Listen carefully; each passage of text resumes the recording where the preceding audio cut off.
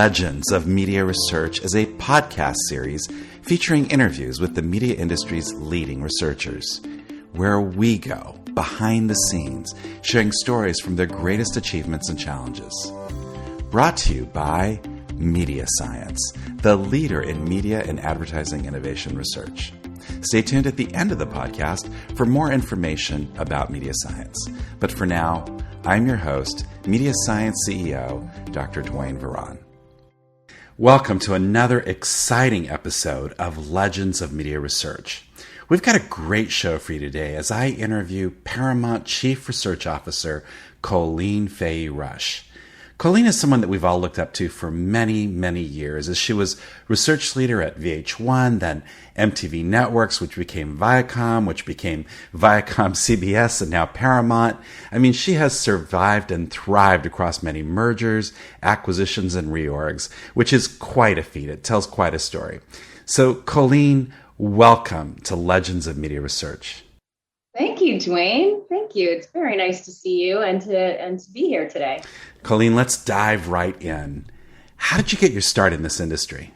Well, my first job was actually as an intern between my junior and senior year of college. I went to Cornell and I got an internship at the CBS television stations, the owned and operated television stations group. And that was my start. They actually asked me back in the following spring to take a full-time job upon graduation as a junior analyst. And I had actually already accepted a job. I had gone through the whole on-campus recruiting thing at Cornell and had gotten a job in insurance in Philadelphia.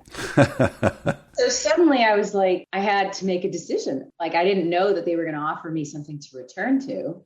And I had already accepted something else.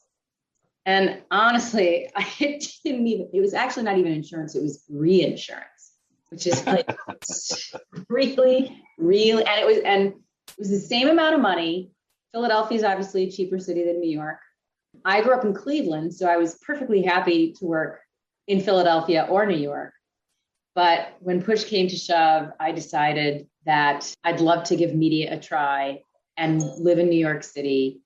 And that's what I did. And I started at CBS as that junior analyst. And I've always been in media research since. It just worked for me. I just really have always liked being involved with data and insights and working with so many other functions in an organization. And I've just stayed with it ever since. Did you go from that first job at CBS straight into the Viacom family?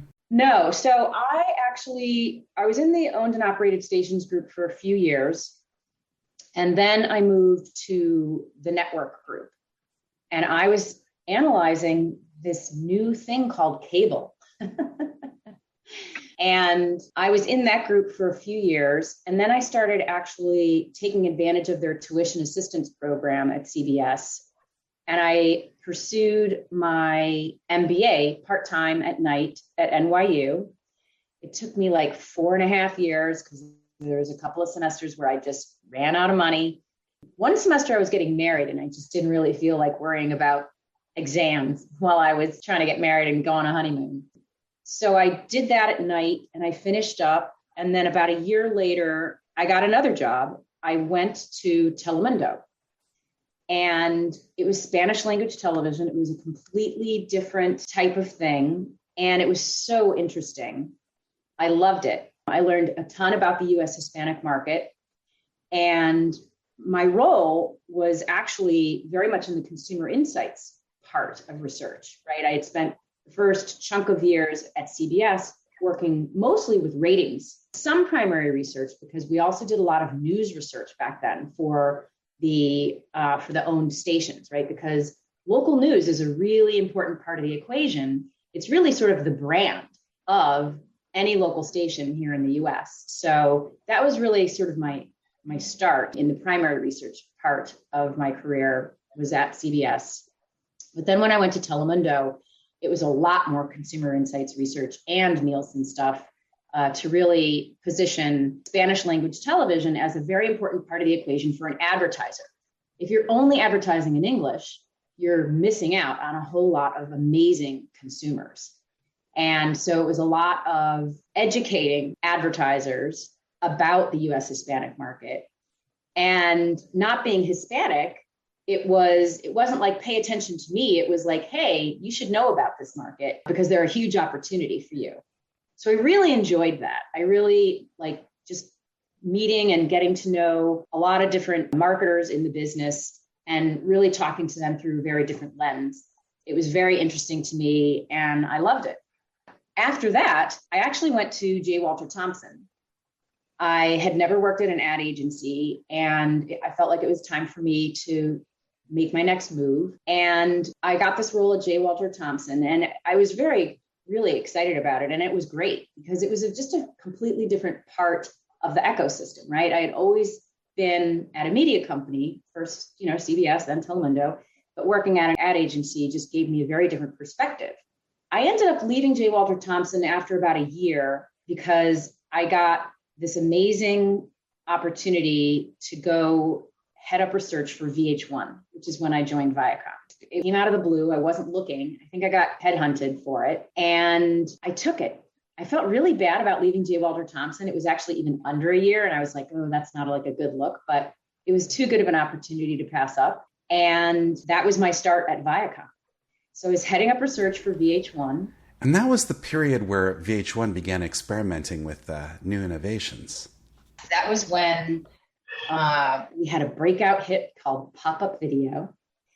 And then we had a big hit with Behind the Music.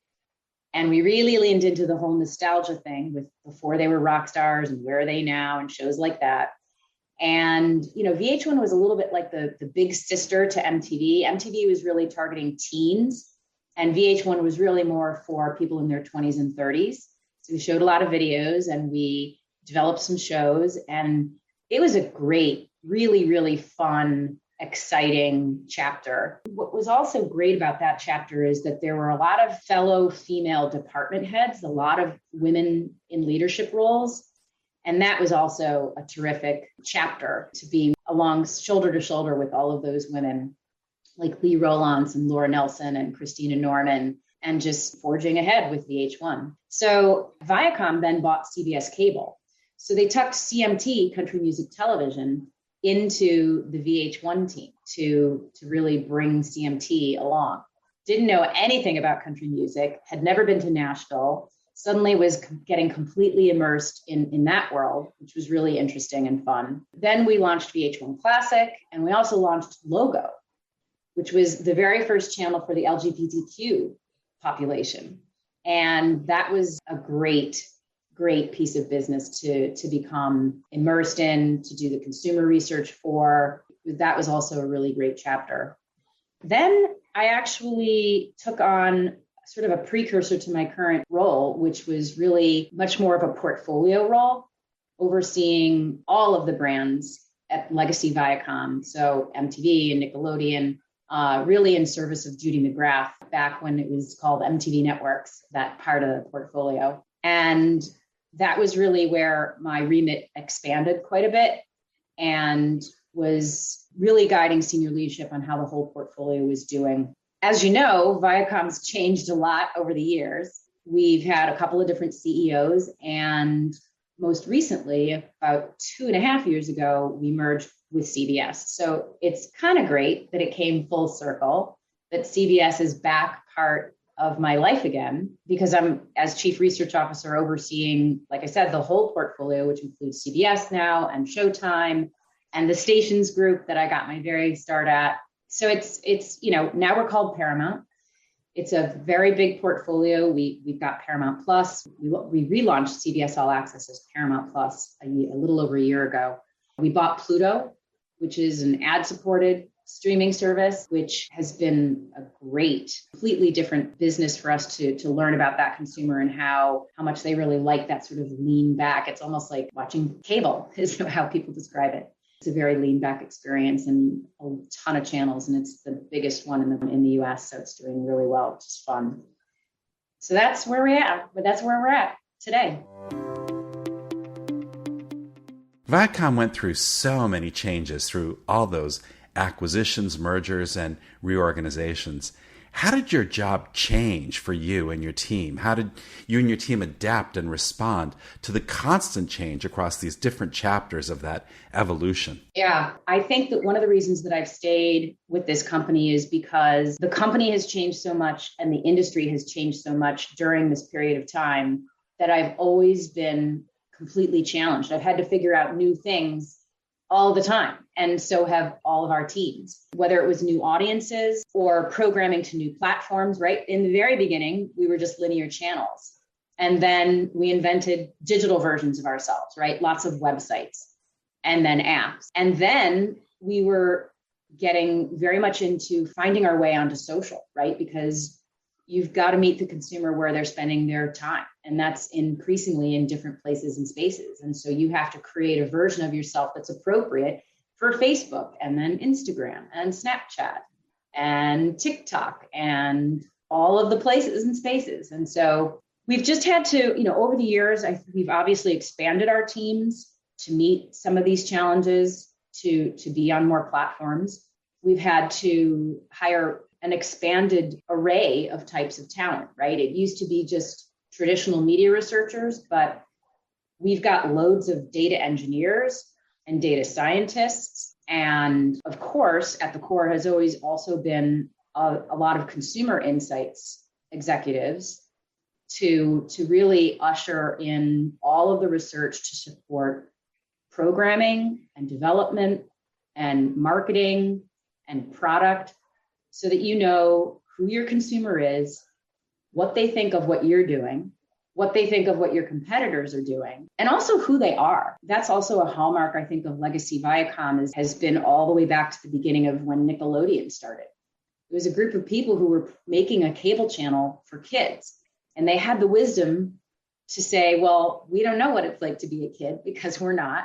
So let's go talk to kids and parents. And that's really sort of the origin story of a really strong consumer insights practice at Viacom over the years, which then when they launched MTV and VH1 and Comedy Central and BET and all these channels, we needed to make sure that we had people who were very passionate about learning about those consumers so that we could not just know what they thought of what we were doing, but what kept them up at night. What was it like to be a teenager today, or any of those target audiences, so that, everybody, whenever they started a new job, they're like, tell me everything I need to know about my audience or my customer or my consumer, whatever it is that they did. And you need to be able to tell them so that they could make the right stuff. And I would say that the teams have taken shape and morphed and evolved over the years to really be able to meet all of those challenges, to support all of the different stakeholders for all of these different brands. And increasingly, like I said, we've got many more data engineers and data scientists who weren't part of the equation at all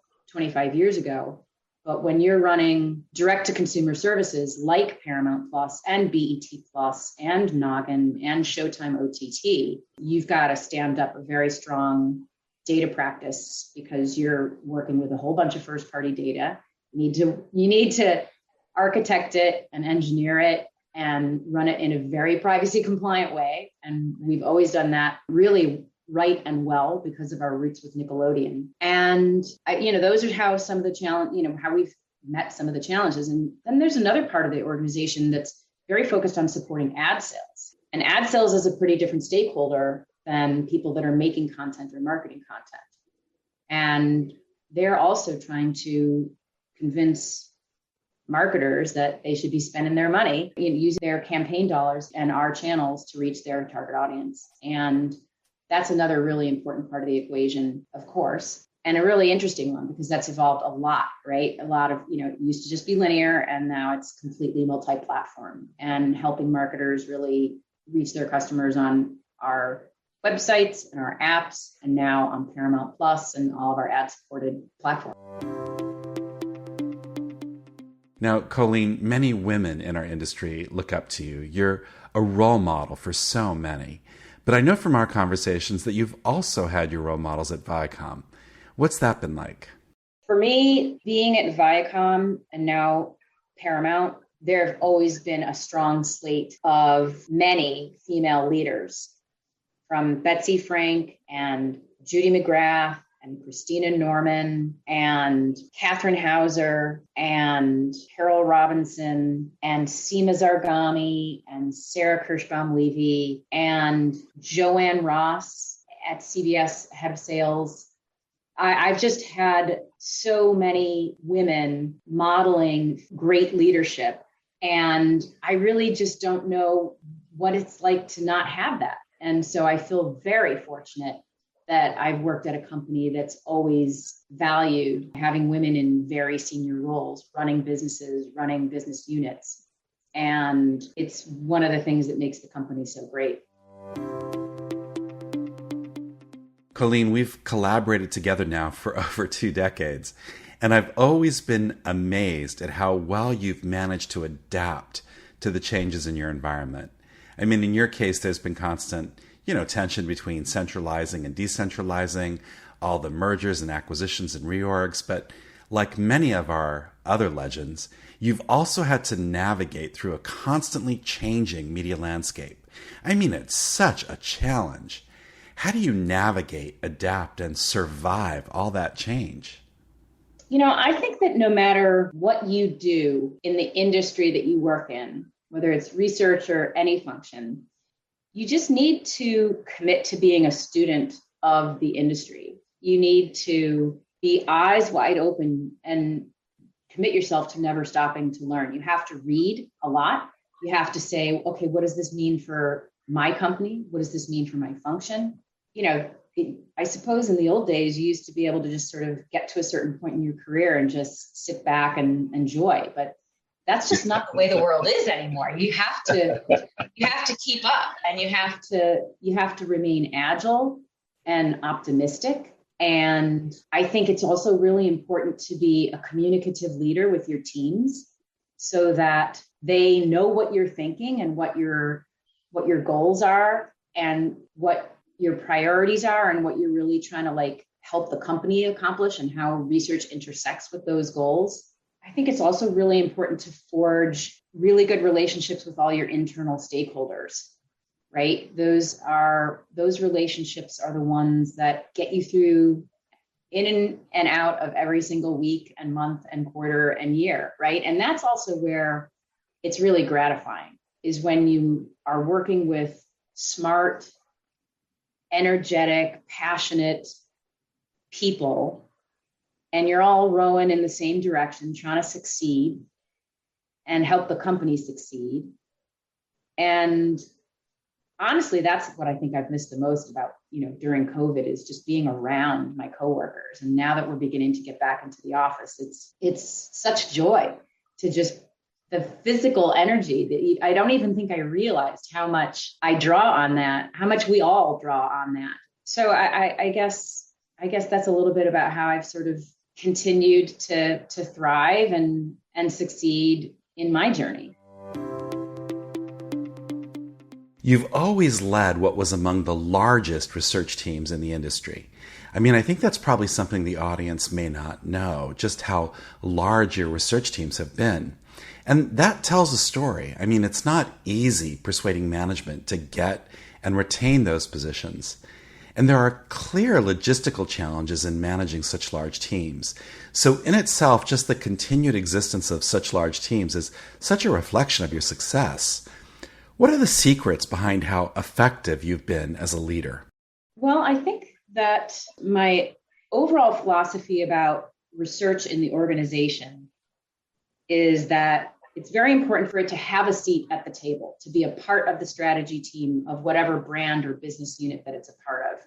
And always fighting for that through every reorg or consolidation or merger, I think has been something that I very steadily have represented. I think that research is at its most effective when it is part of the strategy team and not some backroom operation like a drive-up window at a fast food restaurant. And you don't want research to be saying, would you like fries with that, sir?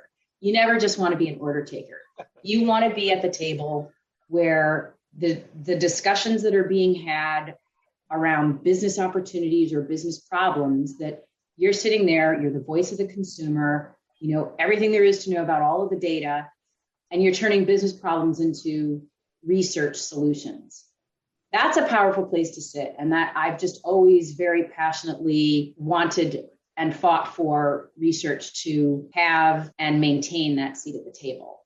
So that's sort of my philosophical leadership point of view. But I think that my style as a leader is, I think I mentioned before, I try to be communicative, right? I have these town halls where everybody from intern to EVP is invited, and I just address what's going on at the company. I'll have a special guest. I'll talk about the news of the day. I think being visible is important to your teams. That's definitely something that I've been pretty intentional about.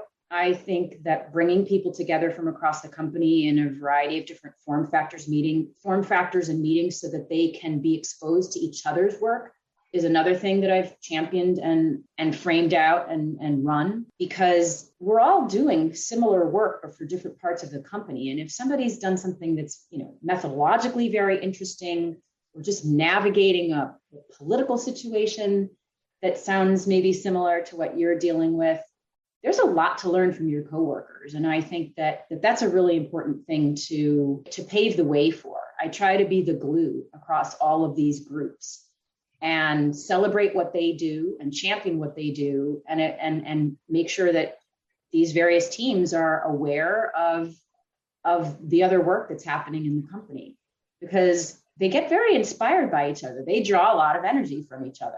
And like years ago, there was some really interesting research that the Nickelodeon team did about SpongeBob, because SpongeBob had been around for like 10 years, and they were like, well, we want 10 more. So let's make sure we do a really deep dive into what it is about SpongeBob that's so magical for people who watch it. And by the way, it's not just kids. There's loads of adults that love SpongeBob and always did.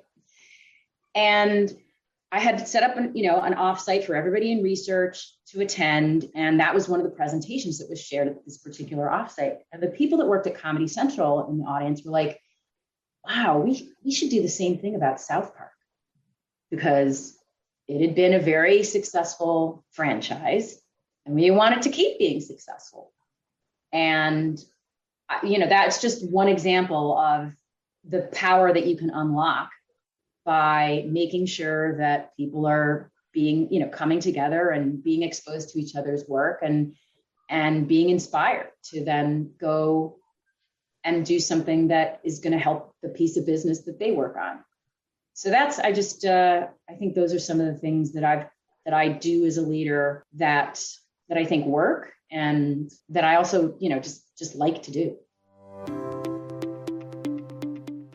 What do you think your biggest challenges are in your day-to-day business? Just keeping up, man.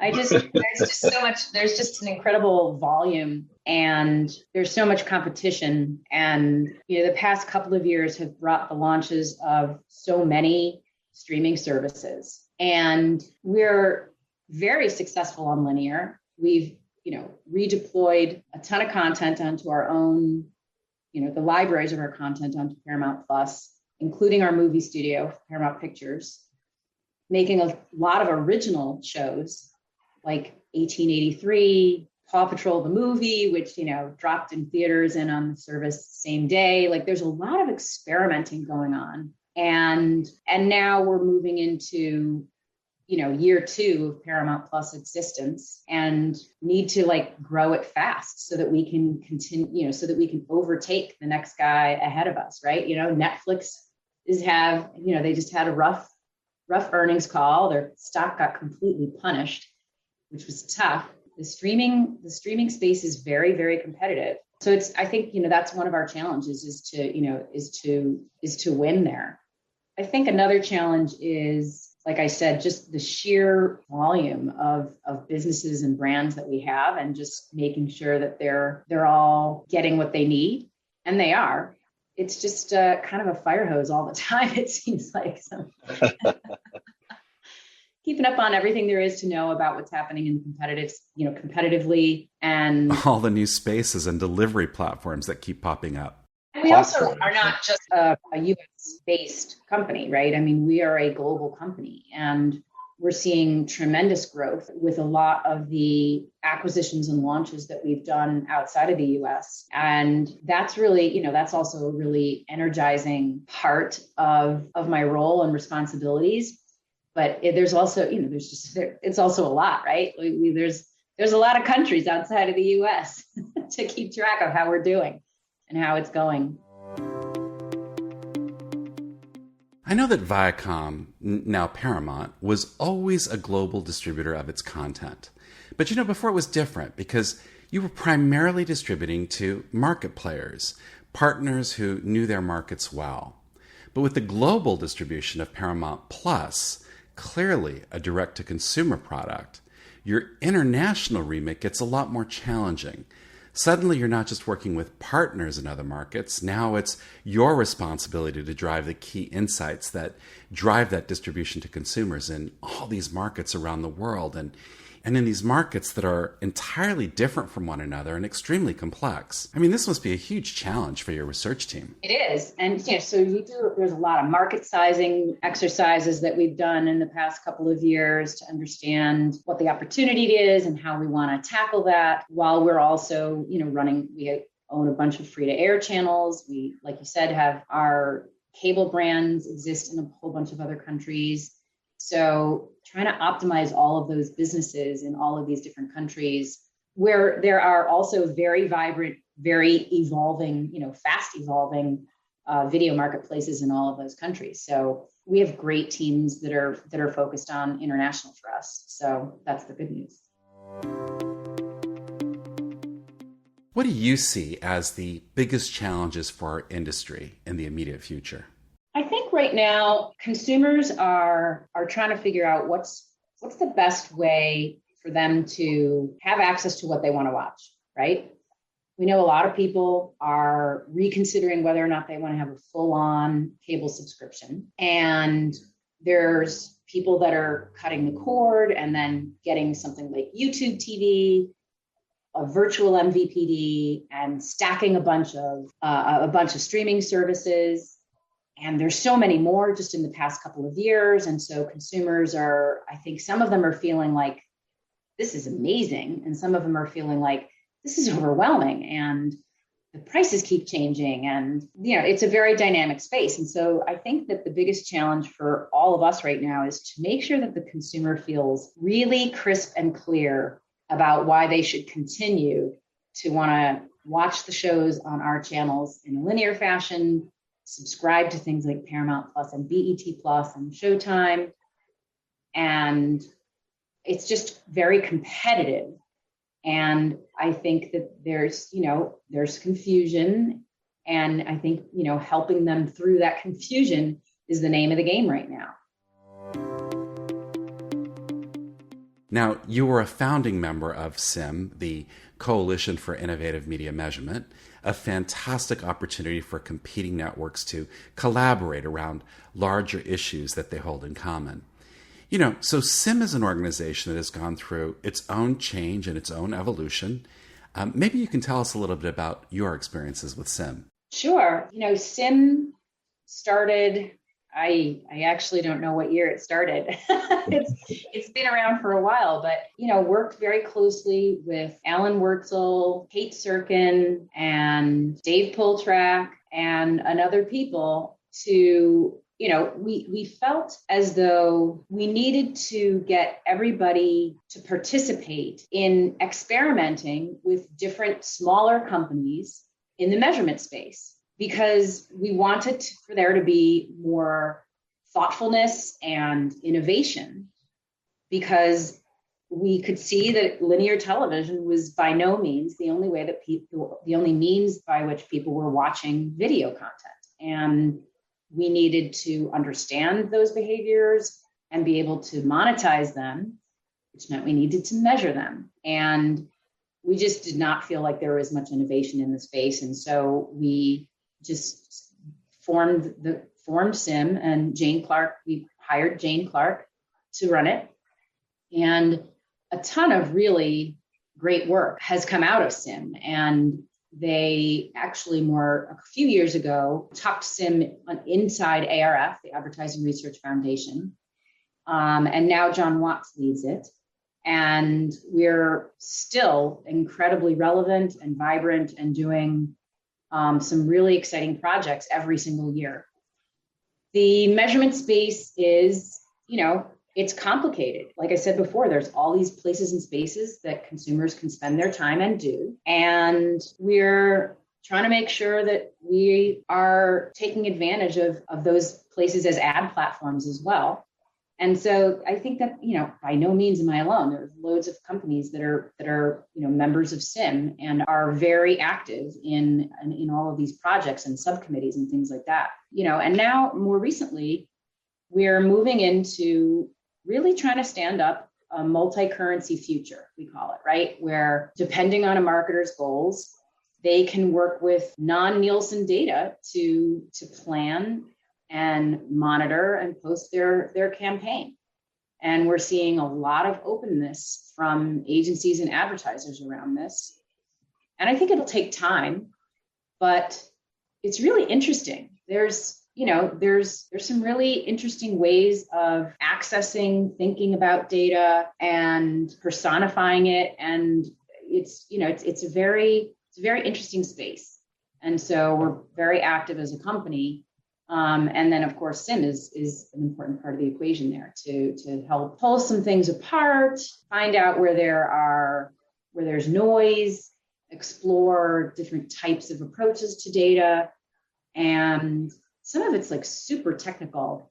And I'm really glad that there's other people that are going to be that help me to focus on it, because you can't do it all by yourself. Like, this is the kind of stuff that really benefits from lots of different types of points of view coming together to talk about this stuff and work through it. You've long been a champion for new ad formats, even before new ad format research was really cool and hip. What have you learned over the years about innovation in ad formats? I think the legacy Viacom always did a lot of experimenting to try to get people to watch the whole commercial pod, got involved in doing a lot of branded entertainment and sponsorships for big tent poles like the VMAs and award shows to really embed a brand into a show in a way that made it unmissable, right? Not skippable when DVRs came in the very first place.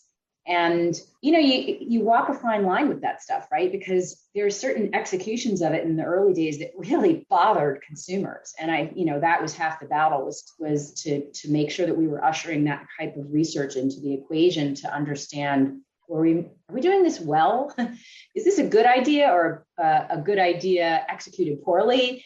There's a whole lot of different ways and times that things can go sideways when you're experimenting with ad formats. And then, of course, in the digital space and in social, there's those are amazing sandboxes that offer all of us the opportunity to come up with even more ways of advertising and connecting with consumers, partnering with marketers. And I think that my favorite is when we do sponsorship. I think that's where the most creativity has happened.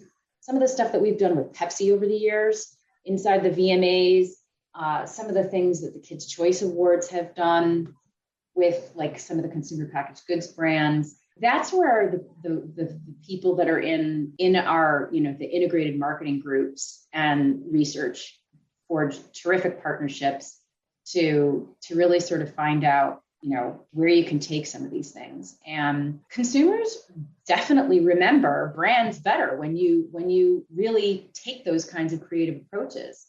It sort of delights them oftentimes, and it's not a typical just sort of ad. So that's been some fun stuff over the years.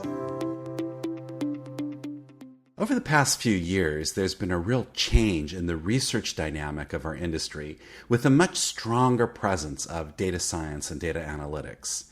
Now, you've been a really strong bridge between this data science community in your organization and more traditional consumer insights researchers. How have you been so effective in bridging these cultures? Well, that's a good question. I think that there's actually, a ton of data science and data engineering that takes place when you're running a massive centralized brand tracker for a portfolio of brands, right? You've got the consumer insights leads who are thinking hard about what to include in the questionnaire, how to ask questions in a way that people are remembering and thinking about the brand properly. For instance, Pluto. Are they thinking of the planet or are they thinking of the free ad-supported streaming service? When you're asking them about Pluto, like you're doing a lot of verified awareness types of questions in certain places.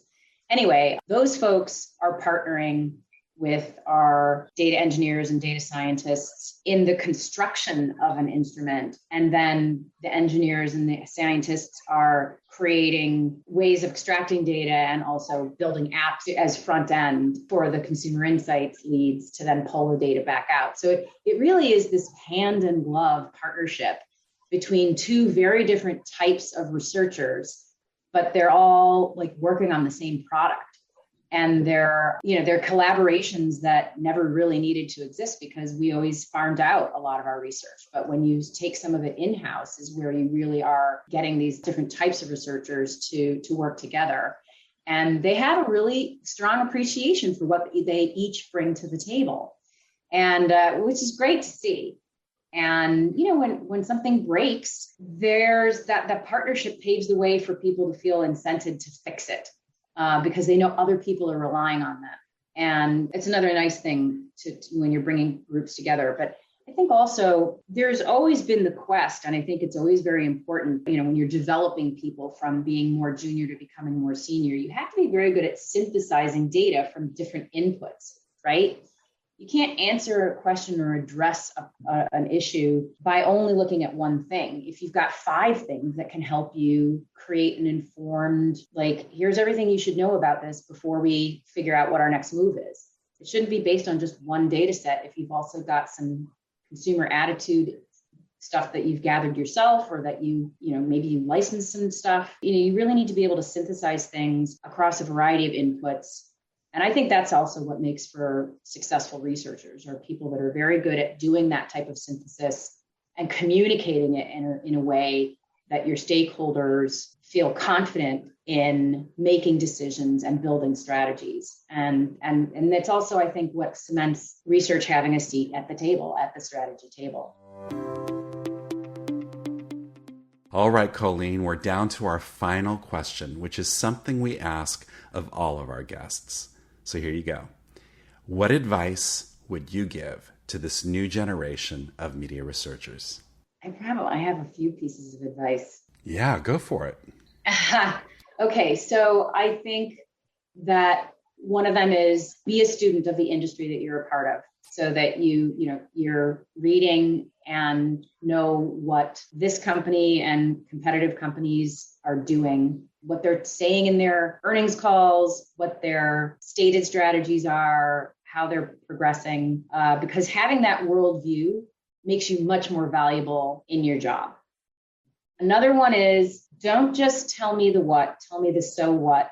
And you got to be able to do it in an email format that is as big as an iPhone screen, because nobody's going to read very far down. You have to have the ability to concisely communicate well. That's not something that I take for granted. And the people who are really good at it are valuable. I think another one is to not keep people waiting.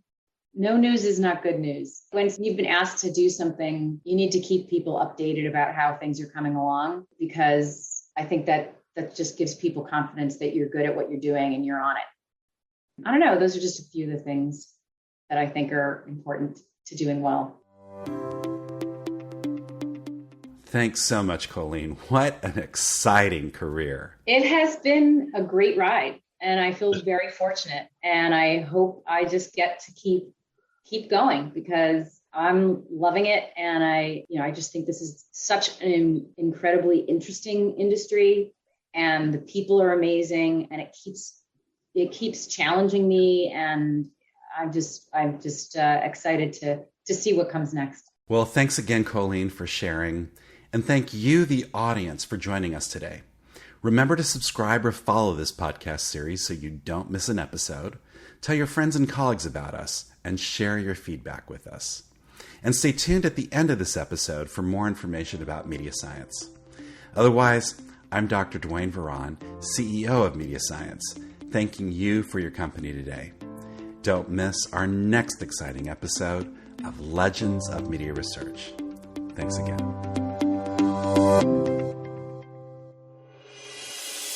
Almost every major innovation in the TV advertising industry over the course of the past decade was first tested by media science researchers.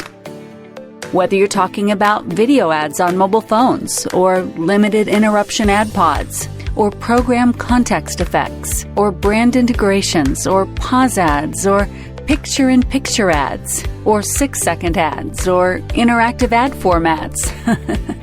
I mean, the list goes on and on. All were first tested by media science. Media science is the leader in media innovation research. So when you're looking for media or advertising innovation research, collaborate with Media Science. Learn more at mediascience.com.